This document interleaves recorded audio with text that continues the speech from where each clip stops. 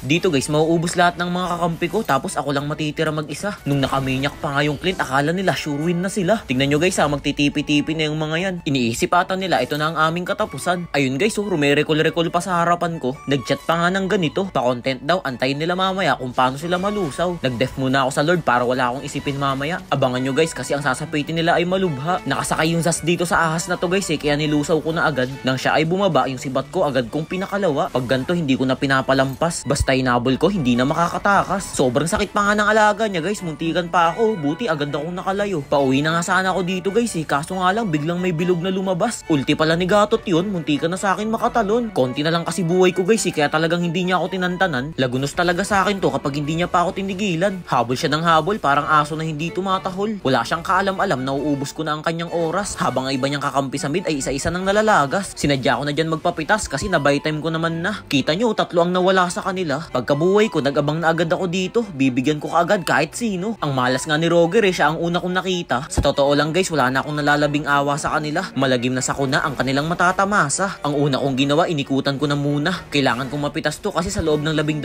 minuto magkakalord na. Kaya kahit anong takbong kanyang gawin, sa sibat ko ay hindi papalarin. Sa pool na sa pulo, wala man lang mintis, hindi kulang, hindi rin labis. Subalit habang ako'y naglalakad guys, meron na namang marka ni Gatot Kacha. Kahit hindi siya naka-damage build, grabe, napakasakit niya. Kita nyo naman yung HP ko, halos mamula. Kanina ang humahabol lang sa akin ay isa, ngayon 5 na. Pero mabibilib kayo sa gagawin ko kung paano sila malito. Buong akala kasi nila ako ay dumire-diretso. Yun naman pala, nandito lang ako nakahinto. Nabaling ang kanilang attention sa aking kakampi. Kaya naman mapayapa akong nakauwi. Sa pagkakataong ito, naglulord na yung core namin. Iniisip ko kung tutulungan ko ba. Ang ginawa ko, pinailaw ko na lang ang bumbilya. Sa paraang yun, nakita ko yung mga kalaban papunta na. Hinarang ko na agad kaysa umabot pa. Dahil doon nakuha namin yung Lord, kumbaga ako yung nagsakripisyo. Hindi man lang sila nag-thank you. Nang malapit na ako makabalik, napansin ko sila nagdidigmaan na sa top. Nag-ulti na agad ako upang sa kanila ipalasap. Sinuwerte pa kasi ang tinamaan ay 2. Tapos yung Gatot sumabay pa. Pansin nyo ba guys, kanina pa niya ako pinupuntirya. Ngunit kahit anong kanyang gawin, hindi talaga niya ako kayang pitasin. Sa katunayan nga niyan, siya pa ang aking nabibigyan. Lambot talaga sa akin kahit gaano pa kakunat yan. Nagmabuting loob pa nga ako dito guys. Sabi ko sa kanila, TY. O diba, nagpasalamat pa ako kahit inangasan nila ako kanina. Ganyan kabait ang bida. Sa ralo ko dinadaan, hindi sa masasakit na salitaan. Nagta-tower lock na nga pala ako dito pero biglang nawalan ng minions. Umatras na muna ako ng kaunti, sabay balik uli. Syempre, uubusin ko na muna sila bago ko tapusin. Ako naman magre-recall kasi kanina ginawa nyo to nung akala nyo kayo ay mananalo. Ganito mag-TP, yung talagang siguradong victory. Hinayaan ko na yung Vexanang tumapos dyan guys, ni hindi ko man lang hinit. Bibigyan ko pa nga sana sila ng chance kaso wag na. Gustong gusto na kasi i-end ng mga kasama. Pero kung ako tatanungin nyo, syempre hindi pa. Kilala nyo naman ako, palagi ako nagbibigay ng partida. Tignan nyo yung star ko guys kung ilan na. 80 na, feeling ko aabot ng 1,000 to.